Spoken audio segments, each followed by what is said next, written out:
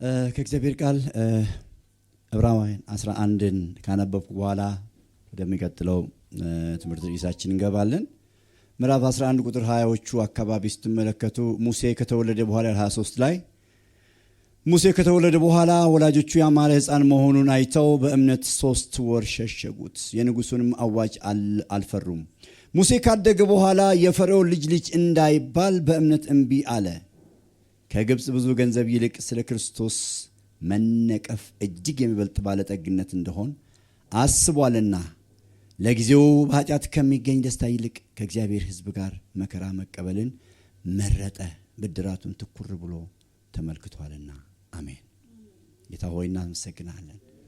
በመካከላችን ስላለ ተመስገን። መገኘት እያስደነቀን ስላለ ተመስገን። እግዚአብሔር ሆይ በመገኘታውን ማስደንቀን። በአንድም በሌላ ትናገራለህ። በተለያየ አቅጣጫ አንተ ነገር አለ። ከኛ ጋር ጉዳይ አለ። ጉዳይን ከኛ ጋር ፈጽመው። ሳይጎልብን እንስማ፣ ሳይጎልብን እንስራ፣ ሳይጎልብን ሳይጠልቅብን እንሩጥ። እርዳን፣ አግዘን፣ ወደፊት እንሩጥ። ካንተ ጋር እንስማማ።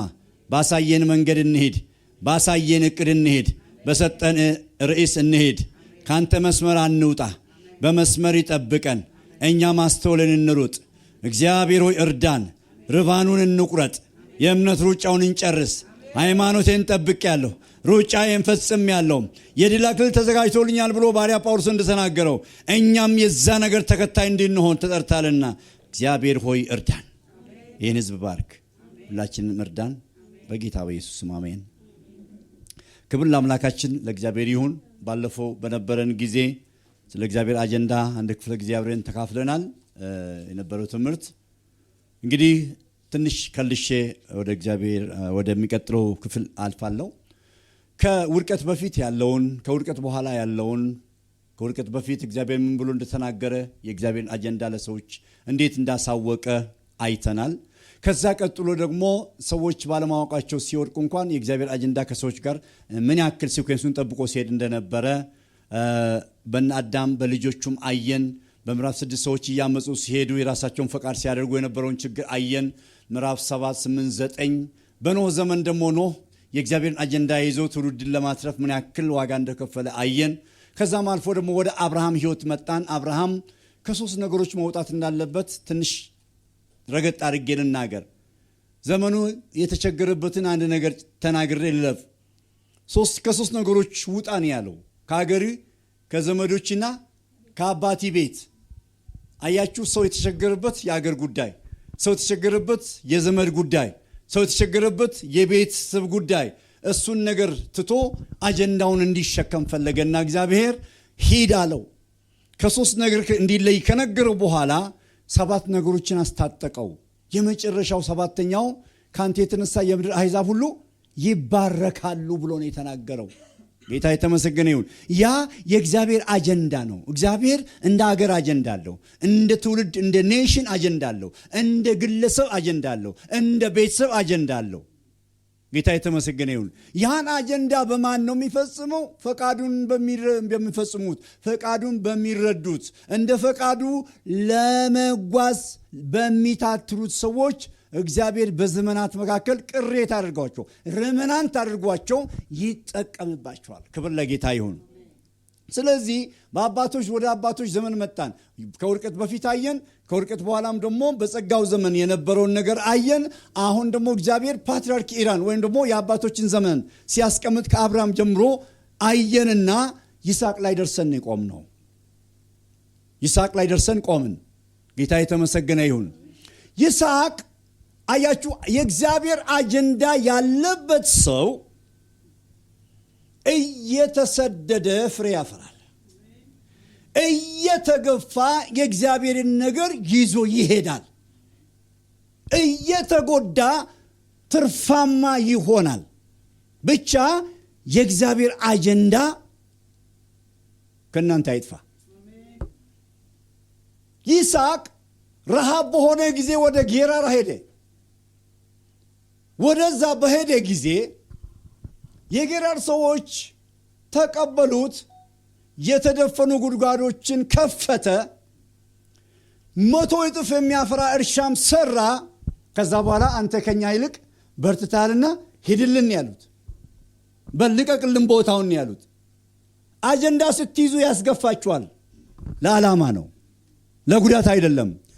ስትገፋ ቀጣው ምዕራፍ እንዲሰራ እንጂ የሆነ እንድትወርቅ አይደለም። ግድ የላችሁም። አጀንዳ ካለባችሁ የትኛውን ምዕራፍ የሆነ ማታውቁት እጅ ገፍቷችሁ ይላል። በዛ እጅ ውስጥ የእግዚአብሔር እጅ ይኖራል። አንዳንዴ አናውቅም። ወደዛ ወደምናየው ፊዚካል የሆነ ታንጀብል ወደ ነው እጅናይና ቆመን ልንከራከር እንሞክራለን። ኖ ግድ የላችሁም። የሆነ እጅ ከመጣ እያስተዋላችሁ ቀጣዩ ምዕራፍ ለመሄድ ተዘጋጁ። ጊዜው የቅብብሎሽ ሩጫ ነው። አባቶቻችን ሰጥተውን አልፏል። አሁን በእኛ አንጓ ላይ ነው ያለው። ወንጌል በእኛ አንጓ ላይ ነው ያለው። በእኛ ህይወት ኖድ ላይ ነው ያለው። ይኸውላችሁ አሁን ባለፈው ኦክቶበር ላይ አንድ ሀገር ሄጄ ነበር፣ ወደ ሳውዝ ኤዥያ ወደ ሲንጋፖር። የእኛን ሀገርና ይዛለውን ወንጌል ሳስታይ እኛ እኮ የበለጸግን ነን። የሉም እኮ ሌላው እኮ ኃይል አጥቷል። አጀንዳውን እየጣለ ታሪክ ብቻ ያነበንባል። ስለዚህ አሁን እየሸተተን ያለውን የእግዚአብሔርን መገኘት፣ አሁን ሴንስ እያደረግን ያለውን የእግዚአብሔርን ክብር፣ አሁን ሴንስ እያደረግን ያለውን የእግዚአብሔርን መዳሰስ። ምክንያቱ አጀንዳው ከኛ ጋር መሆኑን የሚያስታውቀን ነገር ነው። ይህ አጀንዳው ማረጋገጫ ነው። ክብሩን ሴንስ እያደረግን ከሆነ፣ መገኘቱ እየተሰማን ከሆነ አንድ ነገር እዚህ ጋር አለ፣ አንድ ነገር እዚህ አለ። በዘመኔ ውስጥ አንድ ነገር አለ። በእኔ የህይወት ምዕራፍ ውስጥ አንድ ነገር አለ። አጀንዳ በእኛ ካለ ግራና ቀኝ እያማተረን ምክንያቶችን አንደረድርም። ወደፊት ነው ጉዳዩ፣ ቀጥል የሚል ነው ጉዳዩ። የተቀበልነው ከእግዚአብሔር ነው። ይህን አጀንዳ ሰዎች አልሰጡንም። ሰዎች መስክረውልን ሊሆን ይችላል። ከእግዚአብሔር የሰሙትን ነው የነገሩን። እግዚአብሔር ይባርካቸው። ነገር ግን አጀንዳው ማን ነው? በህይወት የመኖር አጀንዳ፣ የአገልግሎት አጀንዳ፣ ወደፊት የመሄድ አጀንዳ፣ የማምለጥና የማስመለጥ አጀንዳ ከእግዚአብሔር ነው የመጣው። ክብር ለጌታ ይሁን። ስለዚህ ይስሐቅ ሄደ፣ ኤሴቅን ቆፈረ፣ ከፈተው፣ አስለቀቁት። ሲጥናንም ቀጠለ፣ አስለቀቁት። ሮቦትን ከፈተ። በሷ ጉዳይ አልተጣሉም። ነገር ግን ምንም ባይጣሉም ቀጣይ ምዕራፍ ነበረ። ሌላ ሳቤ የምትባል ጉድጓድ ነበረች። ጌታ የተመሰገነ ይሁን። አሁን አጀንዳውን የተረዱ በቃ ይቅርታ አድርግልን፣ አንተ ወደኛ በመጣ ጊዜ አልጎዳንህም፣ እባክህ ምህረት አድርግልን አሉት። የእግዚአብሔር አጀንዳ ያለበት ሰው እያስፈራ እንጂ እየፈራ አይኖርም። እያስደነገጠ ጠላትን፣ ክፉን፣ ችግርን እያስደነገጠ እንጂ ቆሞ ስለ ችግር እያወራ የሚሄድ አይደለም። ክብር ለጌታ ይሁን። እንግዲህ ይስሐቅ በዘመኑ ልጆችን አፈራ። ልጆቹም ደግሞ ጥሩ ልጆች ሆኑ፣ ይመላኩለት። ከነዛ መካከል ዘፍጥረት ምዕራፍ 37 ላይ ሄዳችሁ ስትመለከቱ አንድ ለየት ያለ ወደ መጨረሻው አካባቢ የተወለደ አንድ ልዩ ልጅ እንመለከታለን። ከይስሐቅ ልጆች ውስጥ ከያዕቆብ ልጆች ውስጥ ይቅርታ፣ ከያዕቆብ ልጆች ውስጥ ያዕቆብ ልጆችን ከወለደ በኋላ የሚላኩለት ስራ የሚሰሩለት አይነት ልጆች ሆኑ። አንድ ነገር ግን ሆነ። ይሄ ዮሴፍ የሚባል ወደ መጨረሻ አካባቢ የተወለደው ልጅ አንድ ነገር ያለበት ሆኖ ተገኘ። ህልም አላሚ ሆኖ ተገኘ። ህልሙን ለወዳጆቹ የሚነግር ደሞም በእግዚአብሔር በአባቱ ፊትም ደሞ ሞገስ አግኝቶ ያጌጠች ቀሚስ የሚለብስ ያጌጠች ቲሸርት የሚለብስ አይነት ልጅ ሆኖ ተገኘ። የተሽሞነሞነ ልጅ በአባቱ ብቻ አይደለም በእግዚአብሔር ዘንድም እንዲህ አይነት ለየት ያለ ነገር አለበት ልጁ። እግዚአብሔር የተመሰገነ ይሁን። የአጀንዳ ሰው ነው። እግዚአብሔር ከዚህ እያዘጋጀ ነው። ከቤትም ጌታ የተመሰገነ ይሁን። ከቤት ያዘጋጃቸዋል እግዚአብሔር። አስቀድሞ ያዘጋጃል ሰውን እግዚአብሔር ለቀጣይ የምዕራፉ ስራ፣ ለቀጣይ የአጀንዳው ስራ። እግዚአብሔር ትንሽ ከመሰለ ነገር ነው የሚያነሳሳን፣ ትንሽ ከሚመስለው ነገር ነው የሚጎተጉተንና የሚኮተኩተን። ዮሴፍ ከአባቱ ክብካቤ ጀምሮ የሆነ ነገር አለ። ከዛ እግዚአብሔርም ከትላልቆቹ አስበልጦ ሹክልበታል፣ ህልም ያሳየዋል። 1 2 ብሎ ህልሙን አየ። ጌታ የተመሰገነ ይሁን። ስለ ህልሙ ግን መከራን ተቀበለ። ዲቴል አላወራላችሁ። አጀንዳው ከገባን ዝርዝሩን እናንተ ታውቁታላችሁ። እግዚአብሔር የተመሰገነ ይሁን። እንዴ ያሉት መጨረሻው ላይ ሁለተኛው ላይ 11 ከዋክብትና 1 ፀሐይ 1 ጨረቃ ለአንዷ ከዋክብት ለእኔ ሲሰግዱ አየው ብሎ ለአባቱ ሲነግር አንተ እኔና እናቴ ወንድሞቼ ልንሰግድልን ነው እንዴ አሉት። አይቀርም ነገሩ። አጀንዳው ከማን ነው? ከእግዚአብሔር ስለነበረ ግን በልባቸው ይጠብቁ ነበረ። ሰዎች እየተቃወሙን ግን የሆነ ነገር በእኛ ይጠብቃሉ። አጀንዳ ካለባቸው ይጠብቋቸዋል። ግድ የላችሁም ይጠብቁ ነበር። መጨረሻ ላይ ልጆቹ ወደ መስክ ከብቶችን ለማሰማራት ሲሄዱ ሄድና ወንድሞችን አይተና ብሎ አባቱ ስንቅ አሸክሞ ሲሄድ አገኙት። በረሃ ላይ አገኙት። ይሄን አጀንዳ ሰው ህልመኛው መጣሉት። ተማከሩ። እንግደለው፣ እንትን እናርገው፣ ጉድጓድ እንጣለው። ቋንቋቸውን ደበላለቀውና እግዚአብሔር መጨረሻ ላይ ጉድጓድ ጣሉት። ተጋጩ። አይ ወንድማችንን ከምንጥል ለምን ቢዝነስ አንሰራበትም ማለት በ20 ብር ለእስማኤላውያን ሸጡት።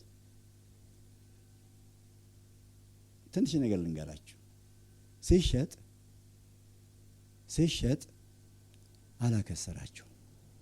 ብር አስገኝቶላቸዋል። 20 ብር እግዚአብሔር ይመስገን። እስማኤላውያንም ሲያተርፉ 30 አድርገው ነው ሸጡት። ከውስጥም አታከስርም፣ ከውጭም አታከስርም። ብቻ አጀንዳ ይኖርባችሁ።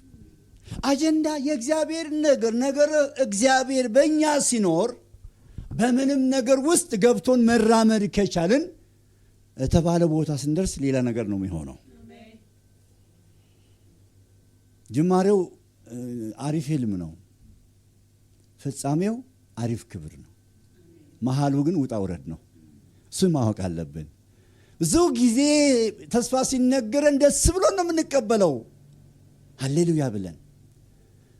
ሰረጓጉጡ ጉዞ ሲመጣ፣ መውረዱ ሲመጣ፣ መውጣቱ ሲመጣ የሆነ ሌላም እየታከከን እየገጨን እያጋጨን ሲመጣ እግዚአብሔር የነገረን እንደዛ ነበረ፣ አሁን ግን እንደዚህ እየሆነ ነው። ምን እየሆነ ነው? ምን እየሆንኩ ነው እያልን ራሳችንን እንጠይቅ ይሆናል። ፍጻሜው ክብር ነው። አጀንዳ ያለበት ሰው ፍጻሜው ክብር ነው። እግዚአብሔር የተመሰገነ ይሁን። የዛሬውን ነገር ሸሽተን የነገውን የአጀንዳውን ክብር ማጣትም የለብንም። ስለዚህ ጶጢፋራ ጋር ሸጡት 30። የጶጢፋራ ሚስትም ወደደችው፣ መልካም ነበረና ከሱ ጋር ብዙ ነገሮች ለማድረግ አሰበች። ክብር ያለበት ስለሆነ አጀንዳ ያለበት ስለሆነ አልተሰጠሽኝም አለ። አጀንዳ ያለበት ሰው ወደ ፈለገው አቅጣጫ ጎራ አይልም። መስመሩን ጠብቆ ነው የሚሄደው። መስመራችንን ጠብቀን ስንሄድ የተባለው ስፍራ በክብር እንደርሳለን። ችግሩ ቢያይልም ክብሩ ደግሞ ያየለ ይሆናል። የባሰ ጉንተላ ብዙ አይነት ነገር መከራው ቢበዛም የመጨረሻው ምዕራፍ የክብር ምዕራፍ ነው። ያየናቸው ህልሞች የሚፈጸሙበት ነው የሚሆነው። የተሰማን ፔን የሚጠገንበትና የሚታከምበት ነው የሚሆነው። እንኳንም ሆነ ያለፈው ጊዜ እንኳን አለፈብኝ፣ እንኳን ተደረገብኝ ብለን ያለፈውን እርምጃና ምዕራፍ እያየን እግዚአብሔርን የምናከብርበት ነው የሚሆነው። ያን ክብር ለማየት መጨከን ዛሬ ነው። ያን ክብር ለማየት ጥርስ ነክሶ እንደ ኢዮብ ምን አለ?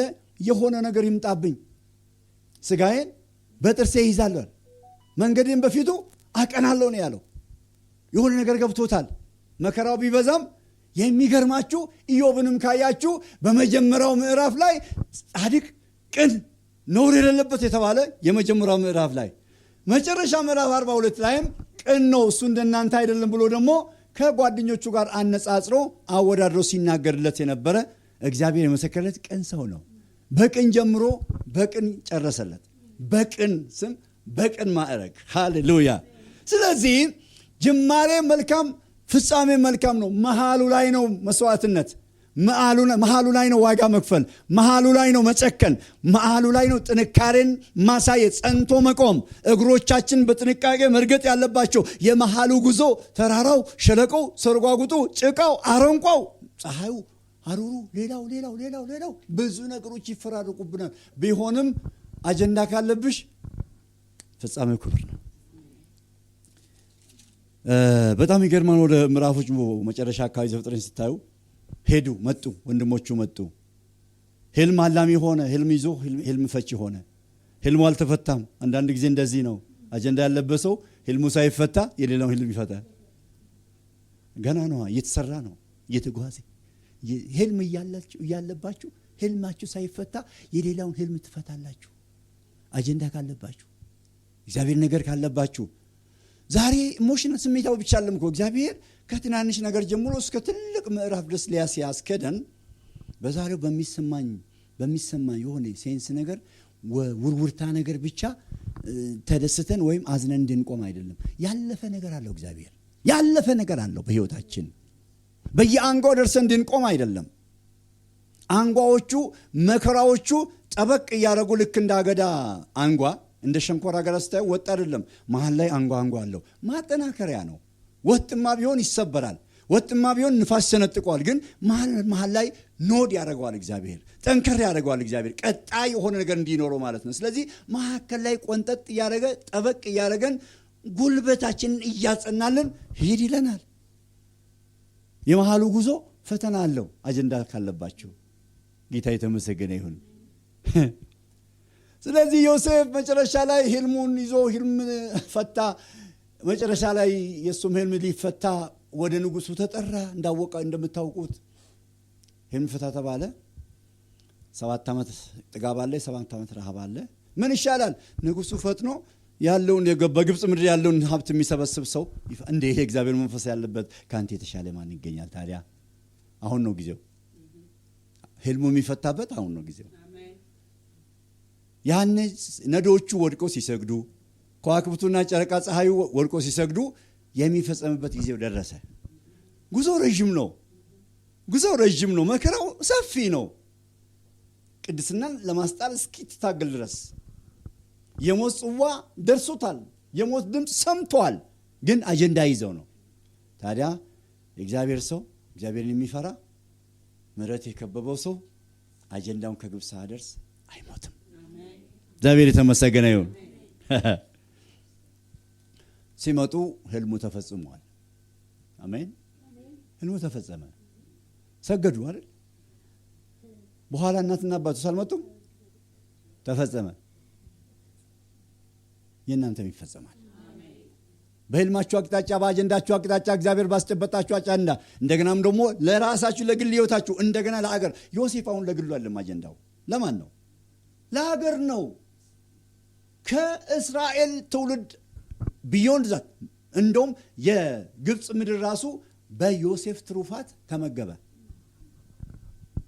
ለሌላው እንተርፋለን። ጸንተን ከቆመን ብርታት ካለን እንተርፋለን አልኳችሁ።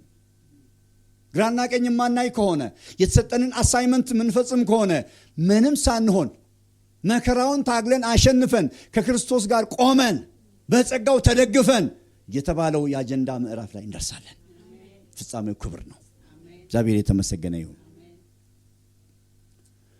ዮሴፍና ቤተሰቡ እዛው በጌሰም አረፉ። በዛው እግዚአብሔር ነገር ጀመረ። ዘጸአትንም ስታዩ ሌላ ነገሮች ታያላችሁ እዛ ጋር። ስለዚህ እግዚአብሔር ትውልድ ማስቀጠል ሲፈልግ እዛ ጋር ይጨርስና ምዕራፍ 50 ላይ ይጨርስና ዘፍጥረት ላይ ስለ አዲስ ምዕራፍ ሌላ ነገር ነው ይጀምራል። ከከነዓን ወደ ግብጽ የሄደን ትውልድ የሚመራ ሰው እያዘጋጀና አለን። ዘጸአት 1 2 3 ስታዩ የሙሴ ህይወት ታያላችሁ። ሙሴ በዘመኑ ያሳለፋቸው ብዙ ነገሮች ናቸው። አሁንም አጀንዳ አስፈጻሚ ናቸው እነዚህ ሰዎች። ከብዙ መካከል አንድ ሆኖ የሚታዩት እንደ ዮሴፍ፣ ቀጥሎ ደግሞ በእስራኤል ዘንድ ታዋቂ የሆነው እንደ ነቢይ፣ እንደ መሪ፣ እንደ አስተዳዳሪ፣ እንደ መንገድ አመልካች መሪ የተቀመጠው ሙሴ ስታዩ አመጣጡና አገኛኘቱ ለየት ያለ ነው። ወንድ ከተወለደ ግደሉ ተብሎ አዋጅ የታወጀበት ሙሴ አምልጧል። ብርታቱ፣ ጉብዝናው፣ ዝምድናው በባዕድ ምድር ጫና ባለበት ምድር የእግዚአብሔር አጀንዳ ስላለበት እግዚአብሔር የሚሰራበት ነገር ስላለ ነገር ሚድዋይፈሮቹ ሊገሉ ስሉ ልጁ ሞገስ ያለው ሆኖ ተገኘ። ይሄን አንገልም። ፈሩ። ልጁን አይደለም የሚፈሩት፣ በሱ ላይ ያለው ነገር ነው። አገላለጹ ባይገባንም በሱ ያለው አጀንዳ ለሞት አሳልፎ አልሰጠውም ብንል ጥሩ አገላለጽ ይሆናል። 3 ወር ሸሸገችው። ልጅ እያደገ ሴት ድምፁን ከፍ ስለሚል ማልቀስ ሳይጀምር አይቀርም። ሳሰማ አለው ማለት ጀመረ በጩኸት። ስለዚህ ፈልጋቸውንም ስባል በቅርጫት አድርጋ በቅጥራን ለቅልቃው ወደ አባይ ወንዝ ወሰደችው። ታሪክ የአባይ ወንዝ ይለዋል ያን ወንዝ። የአባይ ወንዝ ምን አለ መሰላችሁ? ዘንዶ አለ፣ አዞ አለ። እንኳንስ የአባይ ወንዝ ገባር ትሪቢዩተሪ የሆኑ ወንዞች እንኳን ትላልቅ አዞች አሏቸው። እኔ የአባይን በረሃ ተወሰነ ያውቃለሁ። በዛ መካከል ተለቀቀ። የአጀንዳ ሰው ለአውሬ ተለቆ እንዳይቀመጥ ልዕልትን ደግሞ ከቤት አንቀልቅሎ አወጣት። አስከትላ ለሽርሽር ወደ ወንዙ ስትሄድ የሆነ ቅርጫት ወንዝ ለውሃው ላይ ትንሳፈፋለች። ምንድነው ያ ነገር? እስቲ አምጡ ተባለ። አስመጣች። ስትከፍተው ምን ይመስል አንበሳ የመሰለ ልጅ እዛ ውስጥ አለ። ሙሴ አለችው ስሙን። ከውሃ አገኘሁ ስትል እግዚአብሔር የተመሰገነ ይሁን። እህትየው ስትከታተል ተመልከቱ። ከኋላ እህትዬ አሳዳጊ ላምጣለሽ? እናቷን ልታቀብል። አዎ አምጪልኝ። ሙሴ ከእናቱ ጋር ተገናኘ። በሰው ምግብ፣ በሰው ጮማ፣ በሰው ወይን፣ በሰው ቤት፣ በሰው ኑሮ ተንደላቆ ሲኖር ራሱን ሲያውቅ የሙሴ እናት ያደረገችው ነገር ልንገራችሁ። የእግዚአብሔርን አጀንዳ ታጎርሰው ነበር። ምናልባት ጡት ብቻ አይደለም በአፉ ጡት እየሰጠችው፣ በጆሮው ግን ስለ እስራኤልና ስለ እግዚአብሔር ሰጠው ነበር። አጀንዳ አስተላላፊ ነበረች። ከዛ በሰማው ነገር ወጣ ስለ አንድ ቀን አንድ ዕብራዊና አንድ እስራኤላዊ አንድ ግብፃዊ ሲጣሉ አየና ዕብራዊውን ጠይቆ ግብፃዊውን ገደሉና አሸዋ ውስጥ። በሁለተኛው ቀን ዕብራውያን እርስ በርሳቸው ግብፃውያን እርስ በርሳቸው ሲጋጩ፣ እንዴ እናንተ ዕብራውያን እርስ በርሳችሁ እንዴት ትጣላላችሁ? ወንድማማች አይደላችሁም እንዴ? አሃ ትላንትና ያን እንደገደልኮኛል ልትገድል ነው? ቆይ ታገኛለህ ሲባል በረረ፣ ሄደ ወደ ሚዲያን ሀገር። እሱ ቢሄድም አጀንዳው እዛ ጋር አልቀረም፣ አብሮት ሄዷል። ከእናቱ የሰማው የእስራኤል ታሪክ፣ የእግዚአብሔር ነገር፣ የእግዚአብሔር አደራረግ፣ ህዝቡን እንዴት እንደታደገ፣ የአባቶችን አምላክ ጉዳይ፣ ስለ አብርሃም፣ ስለ ይስሐቅ፣ ስለ ያዕቆብ ጉዳይ ነገር መጥቷል። በውስጡ የገባው አጀንዳ አለ። ያን አጀንዳ ይዞ በረረ። በግ ጥበቃ ቢገባም ከበግ ጥበቃ ያለፈ ነገር ደግሞ ገጠመው። አንድ ቀን ቁጥቋጦ ሲቃጠል አየ፣ ሲነድ ነበልባል ፍሌም አለው። ልክ እንደ አኒሜሽን በኮምፒውተር ላይ ሳይቃጠል የሆነ ፍሌም ነገር አየ። ከዛ ውስጥ ሙሴ ሆይ የሚል አጀንዳውን ሊያጽና የመጣ ከሰማይ ድምፅ መጣበት። እግዚአብሔር የተመሰገነ ይሁን። በመከራ ውስጥም አይተዋችሁም የእግዚአብሔር አጀንዳ። በሰው ሀገርም በማይመች ሁኔታም አያችሁ። ገና ህዝብን የሚመራ ሰው በግ እየጠበቀ ነው። የህዝብ እረኛ ሊሆን የተዘጋጀው እያለማመደ ነው። እግዚአብሔር በበጎች እያለማመደው ነው። ዛሬ እየገጠመን ያለ ነገር ልምምድ ነው። ግድ የላችሁም። የከበረ ነገር ከፊታችሁ አለ። አጀንዳ ያለብህ ሰው ነህ።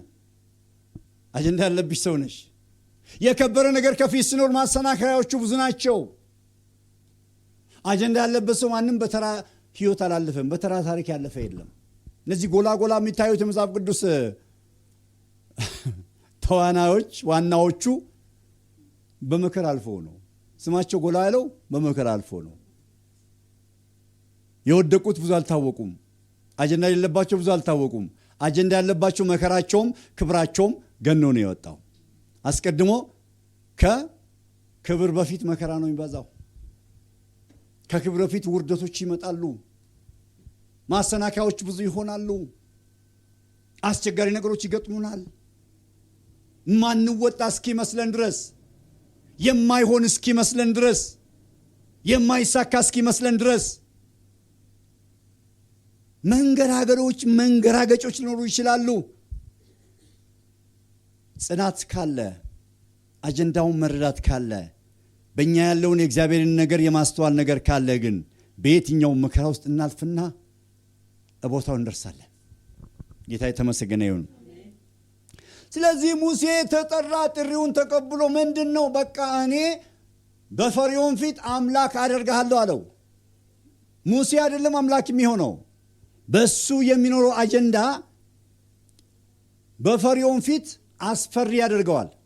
ይሄ ማለት ነው እንዲያጎበድድልህ አደርጋለሁ ማለቱ እንጂ መለኮት አደርጋለሁ ማለቱ አይደለም። እንዲገዛልህ አደርጋለሁ፣ ትእዛዝን እንዲቀበል አደርገዋለሁ አለው። ምክንያቶችን ቢያቀርብም እኔ አፈትብ ነኝ ኮልታፋ ነኝ ብሎ ምክንያቶችን ቢደረድርም ምንም አይነት ሆኑ አፈቲቦች ሆኑ ግድ የለም። አጀንዳ ካለባችሁ እግዚአብሔር ነውና በእናንተ ውስጥ ያስቀመጠው አጀንዳውን ከግብ ሊያደርስ ከእናንተ ጋር ይሰራል። እግዚአብሔር የተመሰገነ ይሁን። እንሰራለን፣ አጀንዳ አለብን። ከሰው ጋር እንሰራለን፣ ከእግዚአብሔር ጋር እንሰራለን። መላእክትም ይሰራሉ ከኛ ጋር። የወንጌል ጉዳይ መጨረሻ ላይ የአዲስ ኪዳን አጀንዳን መጨረሻ አራተኛውን ክፍል ስናነሳ እናየዋለን። ምንድነው አልቲሜት አጀንዳችን? ምንድነው የመጨረሻ ግቡ? ምንድነው አጀንዳ ምለው የእግዚአብሔር አጀንዳ ለመጨረሻው ምንድነው ወደምለው ድምዳሜ ስንመጣ በአዲስ ኪዳን ውስጥ ደግሞ የምናያቸው ነገሮች አሉ። አራተኛው ክፍል ጊዜ ላይ ማለት ነው። ምናልባት የተጠራ ነው ለተራ መስሎን እንዳይታየን። ከኛ የተሻሉ ሰዎች አሉ፣ ክብር ያላቸው፣ እንደሰው ንብረት ያላቸው፣ ዕውቀት ያላቸው፣ ብቃት ያላቸው፣ ፕሮፌሽናሊ ሳይኮሎጂካሊ በሁሉም አቅጣጫ በሁሉም ዳይሜንሽን ብቃት ያላቸው በቃ ካፓሲቲያቸው በጣም የላቀ አሉ። ግን አንተን ፈልጓል፣ አንቺን ፈልጎሻል እግዚአብሔር። ይሄ የኛ ምርጫ ጉዳይ ሳይሆን እግዚአብሔር አጀንዳውን በእኛ ለማስቀመጥ ስለመረጠን ነው። ከዚህ ያለፈ ልዩ ነገር የለም። ባክግራውንዳችሁን ስታዩ ለዚህ የምትበቁ አይደሉም። ለዚህ አልበቃም አውቃለሁ ራሴን። ያለ ክርስቶስ ምንም ነን እኛ። ያለዚህ ዘላለማዊ አጀንዳ ምንም ነን እኛ። ያለዚህ የክብር አጀንዳ ምንም ነን እኛ። ነገር ግን የአጀንዳው ወደኛ መምጣት ክብር እንድናይና ክብሩን እንድናስፋፋ ለሌሎችም እንድንገልጥ በእኛ ላይ ጫናው ጨምሯል። እግዚአብሔር የክብሩን ጫናና የአጀንዳውን ጫና ይጨምርባቸው።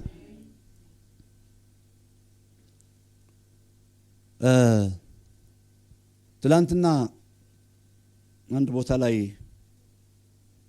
ስለ ቲቺንግ ሜቶዶሎጂ እያስተማርኩ መጨረሻ ላይ ጥያቄ ጠይቀኛለሁ። አሁን ያለው ጉዳይ እንዴት እናድርገው? ምን ይመስላል? ብዙ ነገሮችን ወደ ላይ ስታይ ቡቃያው እንዳረቅ ተጠንቀቅ አልኩት።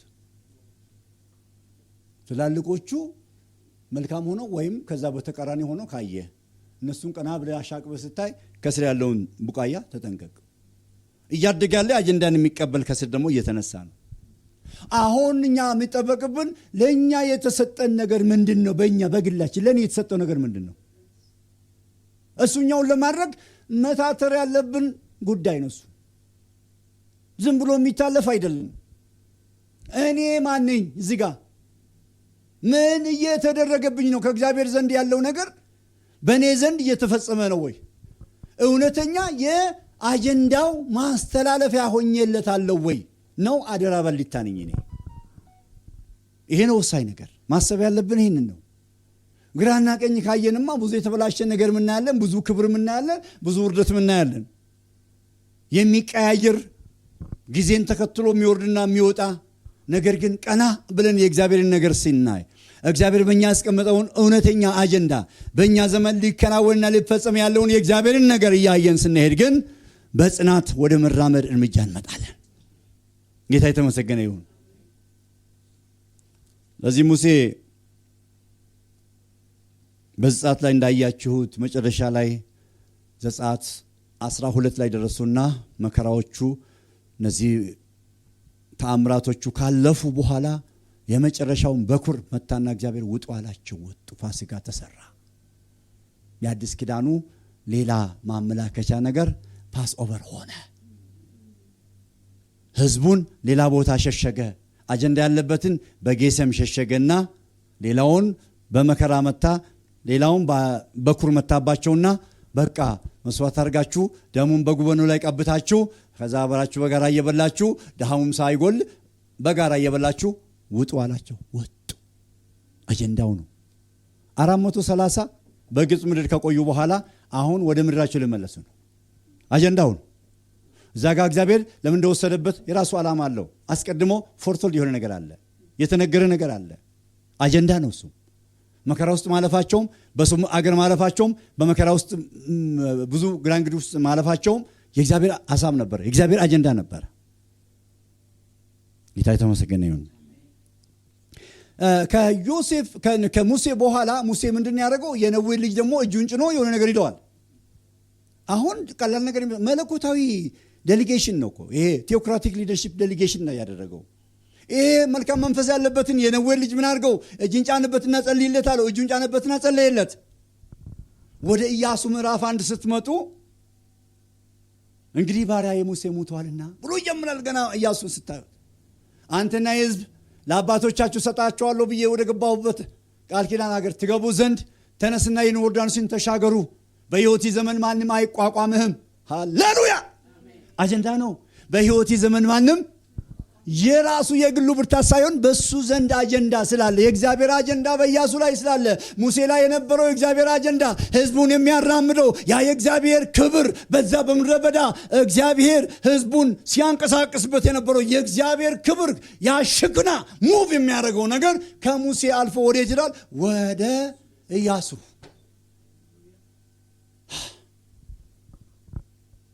ባለ ራእይ ራእዩን ጨርሶ ይሞታል። ራእይ ግን አይሞትም። አጀንዳ አይሞትም። አጀንዳን የሚያስፈጽም ሰው ግን በየዕድሜው ደርሶ ይሞታል። ሌላ ትውልድ አለ። ሙሴ ተክቷል። ኢያሱ ደግሞ ጀመረ። መራ ህዝቡን። ተዋጊም ሆኖ አስተዳዳሪም ሆኖ መንገድ አመልካችም ሆኖ ታቦቱን ካህናቱን ለዋውያን ይዞ ዮርዳኖስን ተሻገረ፣ ተዋጋ።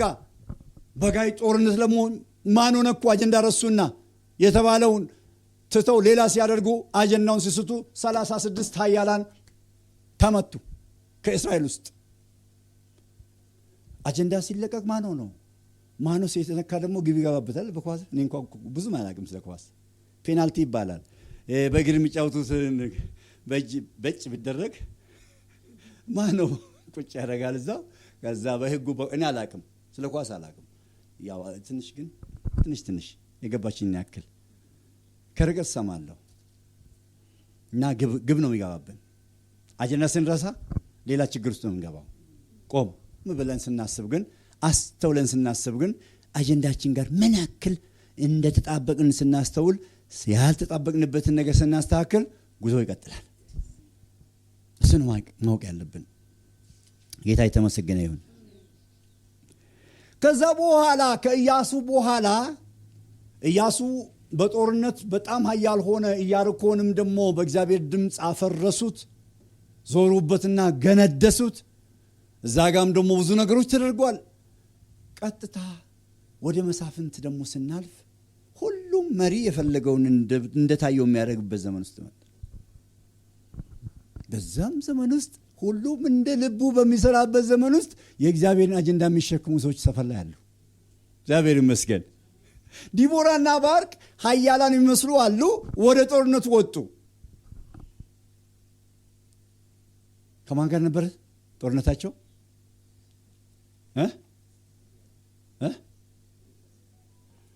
ጦርነቱ ተጧጣፈ። የሚዲያም ሰዎች ብዙ ነገር ሲያደርጓቸው አንድ ነገር እንደዚህ ሆነ።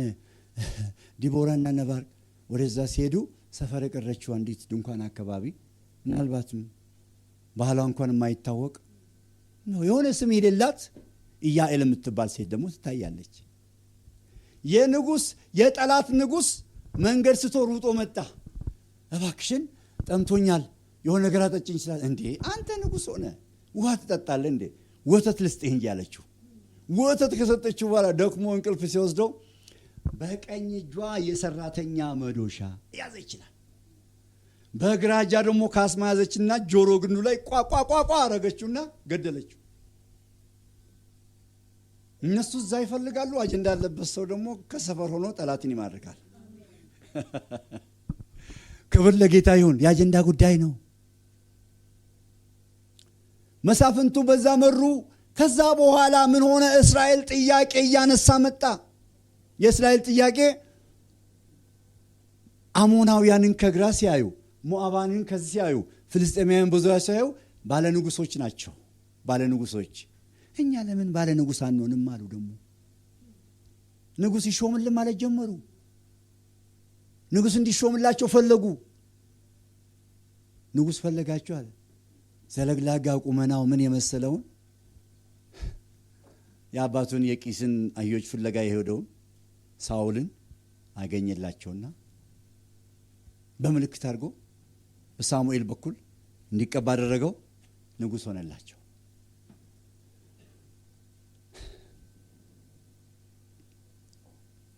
ወደዛ ስንሄድ አንደኛ ሳሙኤልን ስታዩ በዛ በቤተ መቅደስ የነበረውን ኤሊንም ካህኑንም ስትመለከቱ በዘመኑ ከአጀንዳ ወጣ ያለ ሰው ነው። እሱ እርጅናው የተጫጫ ነው።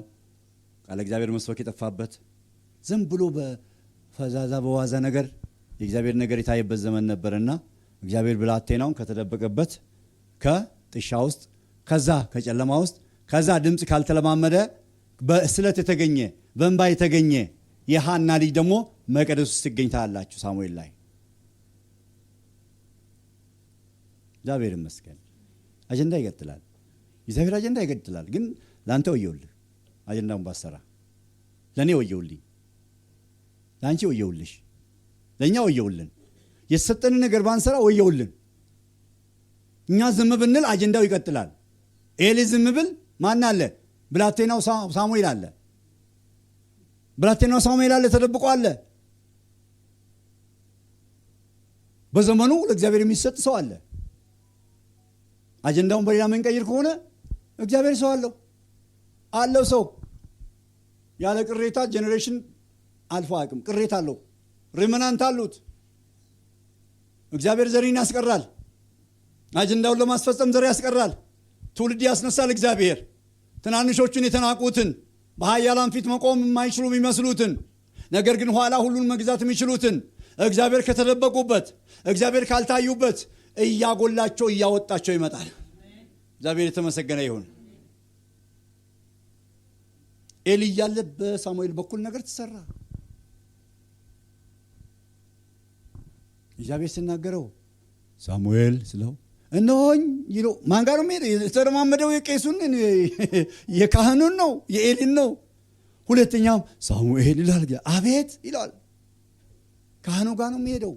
ሶስት መጨረሻ ላይ እግዚአብሔር ብላቴናውን ጠርቶት ይሆናልና እግዚአብሔር ብላቴኖቹን ጠርቷቸው ይሆናልና ይማሩ ሄደው ጠርቶት ይሆናልና እነሆኝ ሰማሃለሁ ተናገረኝ በለው። ከዛ ጆሮን ጭው የሚያስብል ያረጋለሁ አፍርጣለሁ ያረጋለሁ እግዚአብሔር። ሳሙኤል ያን ሰምቶ ሲመጣ ለየት ያለ ሰው እስቲ ምን አለ እግዚአብሔር? ኧረ እፈራለሁ፣ ንገረኝ፣ አምልሃለሁ፣ በእግዚአብሔር ይዣለሁ፣ ንገረኝ፣ እንዲህ ያረጋለሁ ብሏል እግዚአብሔር። እሱ እግዚአብሔር ነውና ደስ ያለውን ያደርጋል። ማይባለውን ከባድ እኮ ነው። ንስሐ ብገባ አይመለስም። እሱ እግዚአብሔር ነውና አዎ ነው። ደስ ያለውን በእኔ ደስ የሚለው ምህረትን ያደርግ ነው። ቅድም ስንጸልይ እንደነበረው ምህረትን ያደርግልን እግዚአብሔር። ያም ማለት ሲገባው ደስ ያለውን ያደርጋል። ስለዚህ ሰዎች ሲያምፁ እግዚአብሔር ሌላ ትውልድ ያስነሳል። ለምን? የአጀንዳ ጉዳይ ነው። አሁን እንገራችሁ። አሁን እግዚአብሔርን ዘማሪው እግዚአብሔርን ባታመልክ ምን ይወልበታል? ስላመለክስ ምን ጨመረለት አለ? ለኛ ጥቅም እኮ ነው የምናመልከው። የምናገለግለው እኮ ለራሳችን ነው። በእግዚአብሔር ላይ ምንም ክብር አንጨምርም። ምንም ባናደርግለትም አንቀንስም። እሱ ማንም ሊቀርበው በማይችል ክብር ውስጥ ብርሃን ውስጥ ይኖራል። ሰማይና ምድሩ የእርሱ ነው። እንደው የሰጠኸኝን ልስጥህ፣ በህይወቴ ላይ ከፍ ከፍ ላድርግ ነው እንጂ ከቦታ ከዙፋኔ ትንሽ ልጨምር አይደለም። በራሴ ህይወት ላይ ከፍ ላድርግ፣ በእኔ ህይወት ላይ እኔ ጨምሬ ላመስግን፣ ላምልክ፣ ልስገድል፣ ላገልግል፣ ልገዛልህ ነው እንጂ አንተን ከፍ ወይም ዝቅ ላድርግ ነው አይሰራም። የለም እሱ ለራሳችን ነው የምናደርገው። ባናመልክም እልፍ አእላፋት ያመልኩታል። ዘማሪዎች ባይዘምሩ፣ ፓስተሮች ባያስተምሩ፣ ወንጌላውያን ባይሰብኩ፣ ነቢያት ባይተነብዩ፣ አስተማሪዎች ባያስተምሩ እግዚአብሔር እልፍ አእላፋት አሉት። ገና የሚነሱም አሉት። አጀንዳው ይቀጥላላ። የአጀንዳ ጉዳይ ነው እኮ የስም ጉዳይ አይደለም። አንዳንዴ የኔ ኖ በፓስተር ያለው ሌላ፣ በዘማሪ ያለው ሌላ፣ በአንተ ያለው ሌላ፣ ግን ተጠራቅሞ ለእግዚአብሔር መንግስት አጀንዳ። ይሄ ነው የሚፈልገው እግዚአብሔር። መንግስቱን ማስፋፋት ነው የሚፈልገው። ለግል ጥቅም ለክብር አይደለም የተጠራ ነው።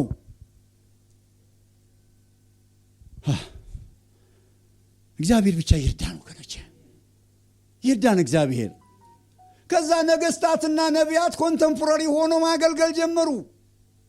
በየዘመኑ እየሄደ ዳዊት እና ሳኦልን ታያላችሁ። ሳኦል አጀንዳውን ስስት እግዚአብሔር ዳዊትን አስነሳ። ዳዊት ሲደክም እግዚአብሔር ልጁን ሰሎሞንን አስነሳ። ሰሎሞን ሲያረጅ ደግሞ ልጁ ተነሳ። ልጁ ደግሞ ከባድ አጀንዳ ያፈነገጠ ሆኖ ተገኘ። ኢዮርብዓም አንደኛ ነገሥት ምዕራፍ 12 እንዳችሁ ስትመለከቱ አባቴ ሙቷልና ቀንበር አብዝቶብን ነበር፣ ቀንበሩን አቅልልልን እባክን ብለው አሉት የአባቱ እኩዮች ሽማግሌዎቹ። እሱ ደግሞ ወደ ራሱ እኩዮች ሄደና እንደዚህ ብለውኛልና ምን ላድርግ ብሎ እንደምትላቸው እንዲያቅልልልን ላሉ ሰዎች ይኸው እንደዚህ በላቸው። አቤት አቤት እንዲያለ ትውልድ እኮ አለ። እንደምትላቸው አባቴ በአለንጋ ነበር የገረፋችሁ፣ እኔ በግንጥ ገርፋችኋለሁ በባለ 7 ቅርንጫፉ። የኔ ትንሿ ጣት ከአባቴ ወገብ ትበልጣለች ብለህ ንገራቸው አሉት። መጣና ኢዮርብዓም ህዝቡ ፊት ቆሞ ሰማችሁ አለ። ለእስራኤል ለሁለት መከፈል ምክንያት የሆነ ነገር እሱ ነው። ሰማችሁ? አባቴ በአለንጋ ነው የገረፋችሁ፣ እኔ በጊንጥ ገርፋችኋለሁ፣ በባለ 7 ቅርንጫፍ መግረፋ ገርፋችኋለሁ። የእችኛው ትንሿ ጣቴ ከአባቴ ወገብ ትበልጣለች። እንደ እስራኤል ሆይ ከዳዊት ቤት ምን ጠፋንታለን? ወደ ጎጆ ወደ የቤት ይግባ አሉና አዋጅ ነገሩ። ሰው ወደ ቤቱ ገባ። መሪ ሲተብት ህዝብ ወደ ሰፈር ይመለሳል። ትዕቢት ሲመጣ አመራራችን ውስጥ አጀንዳ ለቀን ከእግዚአብሔር አጀንዳ ውጪ ህዝቡን የሚጨፈልቅ ነገር ምንሰራ ከሆነ ህዝቡ ያመልጠናል። እኛም አመራራችን እድሜ አይኖረው፣ አሰራራችን አገልግሎታችን እድሜ ያጣል። እግዚአብሔር ይርዳን። አሜን። ስለዚህ ህዝቡም እያመፀ ሲሄድ፣ መሪውም እያመፀ ሲሄድ ሂዶ በእስራኤል ውስጥ ምን ተከሰተ? ትንቢቶች መጡ፣ አስፈሪ ትንቢቶች። ከዛ እግዚአብሔር ከሰሜን ነጣቂ አሞራን አመጣለሁ አለ። መጥቶ ይነጥቃቸዋል አለ። ከዛ በኋላ ከሰሜን የሶሪያን መንግስት የአሶሪን መንግስት አነሳ። የአሶር መንግስት በ722 ዓመት አልመጣና እስራኤልን ስናች ማድረግ። በ586 ደግሞ በደቡብ በኩል ደግሞ የባቢሎን መንግስት መጣና የቀረውን። የሚገርም እኮ ነው። በእርግጥ ደስ የሚለው ኤርምያስ 51:17 ላይ ሄዳችሁ ስትመለከቱ በመጀመሪያ የአሶርን መንግስት እንደቀጣው የባቢሎንን ንጉስ እቀጣለሁ። የአሶር መንግስት ስጋውን በላ፣ የባቢሎን አጥንቱን ቆረጠመ፣ ህዝቤ እስራኤል እንደ ባዘነ በግ ነው ብሎ ከተናገረ በኋላ እቀጣለሁ፣ ህዝቤን የበሉትን እቀጣለሁ። አያችሁ፣ የእግዚአብሔር አጀንዳ ይቀጥላል። ጠላቶቹን እየቀጣ እግዚአብሔር ህዝቡን የሚጨቁኑትን እየቀጣ አጀንዳውን ያስቀጥላል። እግዚአብሔር የተመሰገነ ነው። ይሄ ነው ደስ የሚለኝ። ይሄ ቤት የእግዚአብሔር ቤት ነው። ለጊዜው ጥቂት ባለራእዮችና ጥቂት አገልጋዮች ይመሩታል። ነገ ምን ሆነ አናውቅም። እድሜ ሲገፋ አንሞትም ማለት አንችልም፣ እንሞታለን። ሰየው በሰላም እንሞት እንጂ አጀንዳ ሰርተን እንሞት እንጂ። አዎ የሚፈለገው እሱ ነው። ትውልድ ግን ይቀጥላል። ከትውልድ ጋር የእግዚአብሔር አጀንዳ ይቀጥላል። እግዚአብሔር ትውልድ አለው። እግዚአብሔር አጀንዳ አለው። እግዚአብሔር ለህዝቡ ግብ አለው። እግዚአብሔር ለህዝቡ ታርጌት አለው። እዛ ጋር ማድረስ ይፈልጋል። ተንቀሳቀስ፣ ንቃ፣ ካለህበት መንቀሳቀስ ጀምር። የት እንዳለ ራስን እወቅ። እስራኤል ህዝቡ ሲያምጽ ምን አደረገ እግዚአብሔር?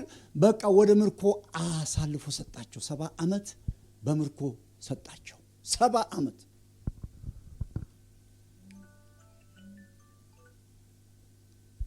ሰባውን ዓመት በምርኮ ካሳለፉ በኋላ ሲመለሱ ከምርኮ ሲመለሱ በአራት ክፍለ ጊዜያት ሲመለሱ ያገኙት ፈርታይል ሶይል፣ በጣም የፈረጠመ መሬት፣ በጣም በቃ ምንም ማዳበሪያ ማያስፈልገው ለሊትና ቀን ፒስሬስ ሲሰሩ የእግዚአብሔር ቤት ፈርሶ ቀር። ሐጌ ላይ ምንድነው ያለው?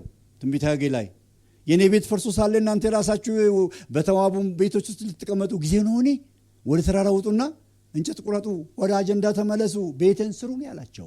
እግዚአብሔር የተመሰገነ ይሁን። አጀንዳ ሲረሱ እያሳሰባቸው፣ ጭራሽም ቢስሉ ደግሞ ወስዶ ሌላ ሀገር እያስተማራቸው፣ ምን እያደረጋቸው?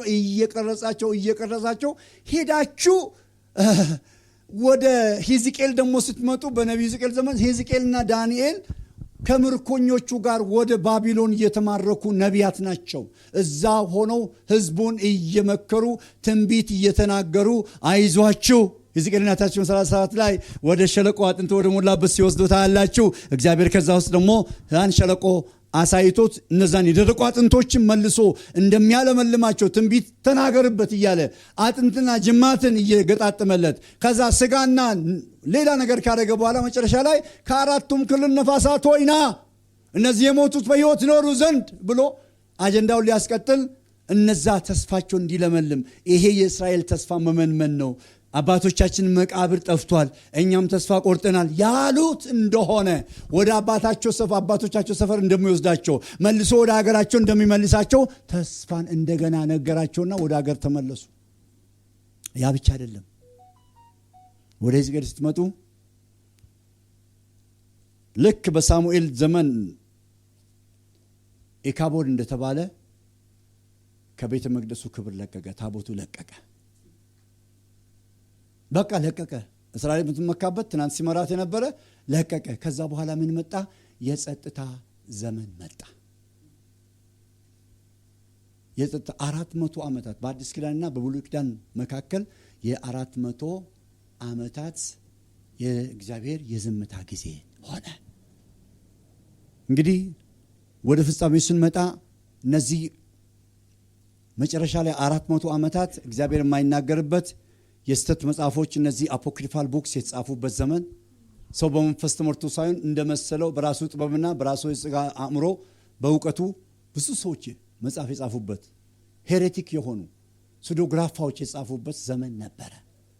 የሐሰትና አወዛጋቢ ጽሁፎች ሰማናው አሃዱ የሚባሉት አሁን 15 ተጨማሪ ዲዮትሮ ካኖኒካልስ ተብሎ ተጨማሪ ቀኖና ተብሎ 16ቱ ያሉበት በዛ ዘመን እንደተጻፈ ታሪክ ይናገራል። ለዚህ ወደ ድምዳሜ ስንመጣ እግዚአብሔር ሙሴን ከመራና እንዲህ ካደረገ፣ ዮሴፍን በዛ መንገድ ካስከደው፣ ሳሙኤል ብላቴናውን ከተደበቀበት ከሕፃንነት አንስቶ ድምጽ ከተናገረው፣ ዓላማው ምንድነው ስንል አጀንዳውን ለማስቀጠል እግዚአብሔር በኔ ምን አለው? እኔስ የት ጋር ያለሁት? ከኔ ጋርስ ምን ሊሰራ ይፈልጋል? በኔ ህይወትስ እግዚአብሔር ምን ሊሰራ ይፈልጋል? ከእግዚአብሔር አጀንዳ ጋር የተቆራኘ ማንነት አለኝ ነው ወይስ በደመ ነፍስ እየሄድኩ ነው? እንድናስተውል እግዚአብሔር ይርዳን።